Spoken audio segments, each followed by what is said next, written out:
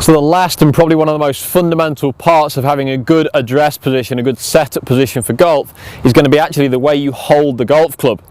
Now, an awful lot has been written and talked about making a good grip on the golf club, and I guess it's probably a valid point, because it really can't be overstated how important this part of the golf setup is. It's your only link to the golf club. Now, don't forget, that golf ball that you hit, it doesn't know what you look like or how you're standing to the golf ball. All it really knows about is how fast this club is travelling, what direction this club is travelling, and what position that face is aiming in as it's hit. And all of those points are controlled by how your hands are placed on the golf club. So it really is a very fundamental part of your setup. So please take good care and attention to follow this next section, and make sure that even if you've been playing for a while and you think you've got a good grip, that you check the fundamentals over and over again. It might not necessarily feel comfortable to make the changes that I might advocate, but it really will have a good long-term improvement and help you develop that good consistent swing that you've always wanted. So just taking a mid-iron now, I've got a 7-iron here. I'm going to go ahead and place the top hand on the club. Now, when we position the top hand, this is going to be the same for the 3 different types of grip that we might talk about. So just stick with me while this left hand goes on, and then we'll talk about how the right hand might be connected to it. So the left hand is going to be positioned initially ½ inch down from the top of the golf club. We see quite a few people hanging the top hand so the butt end is covered by the pad of the hand here, and the little finger almost looks like it's going to fall off. So just make sure that you've shoved your hand good ½ inch further down to get some control there. The golf club should run nicely through the base of the fingers and slightly across the fingers here. So it runs from the knuckle at the base of the index finger through to the pad at the top of the little finger. So the golf club's going to run there, through the knuckle at the bottom of the index to the pad at the base of the little finger there. From there the hand gets closed around, and the club should really feel like it's held nicely in the fingers. There's not too much action from the palm of the hand there. It's much more in the fingers than people often assume. So when the left hand gets closed around, I'm looking down on my left hand now, I can see 2½ knuckles on the back of that left hand. Now that would be a neutral position. If it's moved too far this way, and we can see 3 or 4 knuckles, we often call that a strong position. Too far under this way, no knuckles, 1 knuckle, that would then be a weak position. So go ahead and place that top hand on again, in the fingers, looking down, checking that we've got 2½ knuckles that are visible. Now the thumb of that hand can also get placed right in next to the fingers. It isn't wrapped around or under the golf club this way, it's placed in next to the fingers, and it runs slightly down the right centre of the shaft, pointing roughly at the golf ball but slightly right of centre, and that will create a V from the thumb and forefinger that actually points towards my back shoulder, my right shoulder. So the thumb and forefinger from the front hand point towards the rear shoulder. And that's my front hand, my left hand on the golf club in a nice neutral and comfortable position. So now we're going to look at how we connect the bottom hand, the right hand, onto the grip.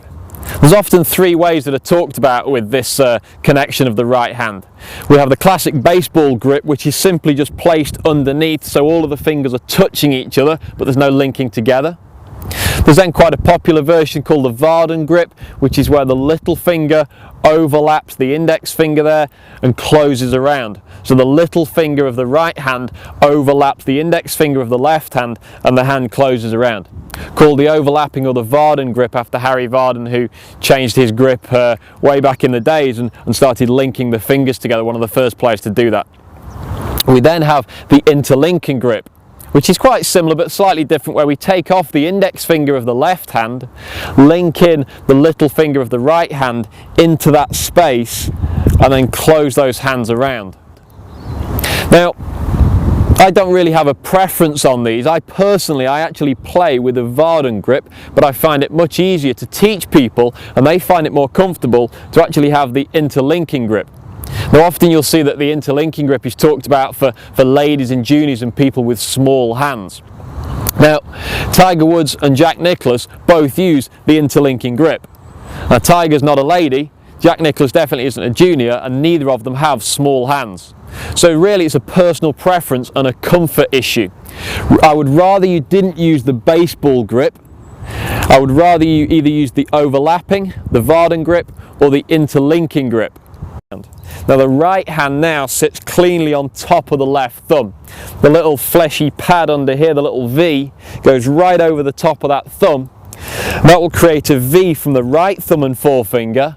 Now that V should point upwards towards my chin. If that V is following the other V, then it's probably going to be a too strong a position pointing at my rear shoulder. So I'd like that thumb and forefinger to create a V pointing right up underneath my chin.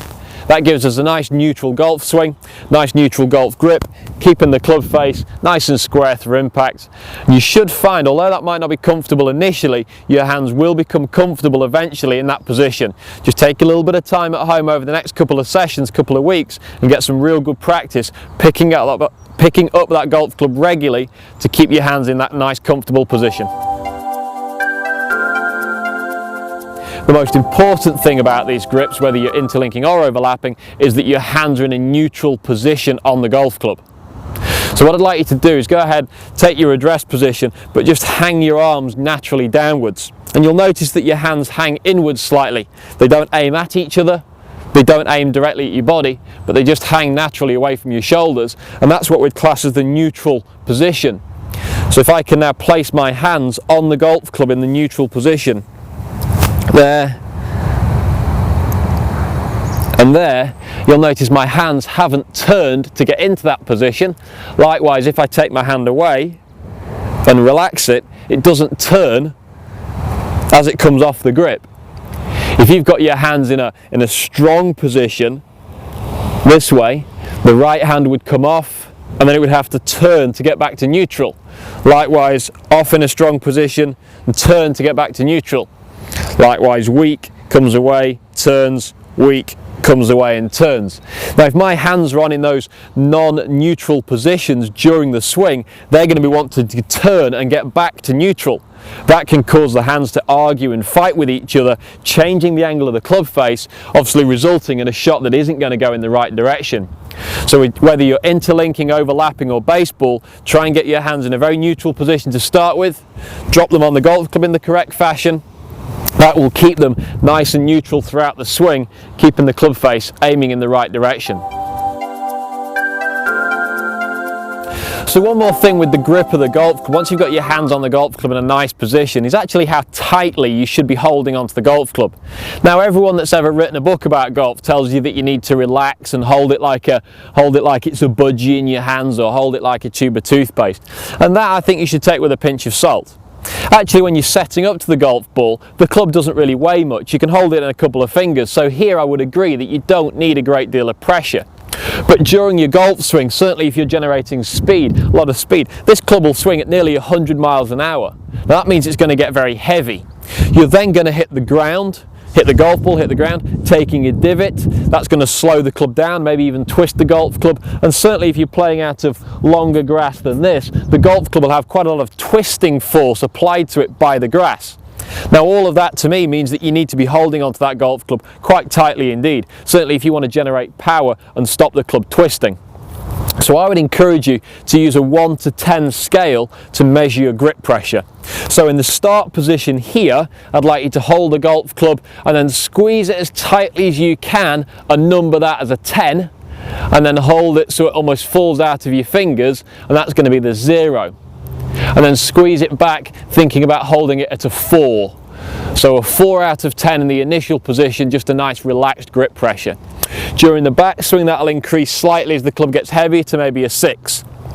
Through the transition and the downswing, that grip pressure is going to go through the roof, maybe to an 8 or a 9. So actually at impact, you're holding onto the golf club very tightly indeed, and then releasing it off gently into a follow through to maybe finish it again with the 4 in the finish position.